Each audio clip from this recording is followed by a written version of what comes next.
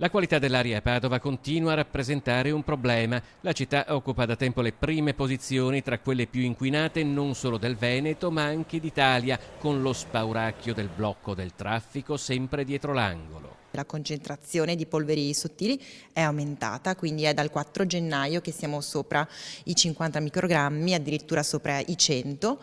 Nonostante questo siamo in semaforo verde, che appunto prevedeva il calcolo lunedì. Il prossimo bollettino sarà giovedì e attendiamo pertanto i dati di domani. Se i dati sono oggettivi, le opinioni sulle contromisure da adottare animano invece un dibattito, in alcuni casi anche dai tratti polemici, che coinvolge il mondo politico.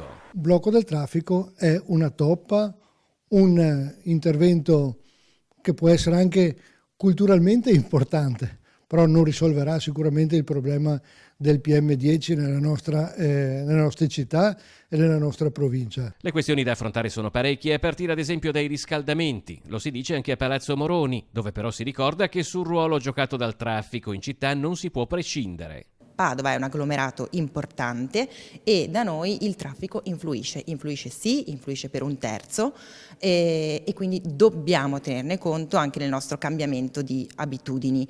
So che può risultare un po' difficile anche per le associazioni di categoria, ma quello che abbiamo visto è stato una città, un centro preso d'assalto anche quando c'erano le restrizioni. In provincia il presidente Fabio Bui è impegnato nella formazione di un tavolo di lavoro che si occupi a 360 gradi dell'argomento. Apriamo questo tavolo, mi metto disponibile come provincia ad aprire questo tavolo, a coordinare questo tavolo con tutti i soggetti, regione, comuni,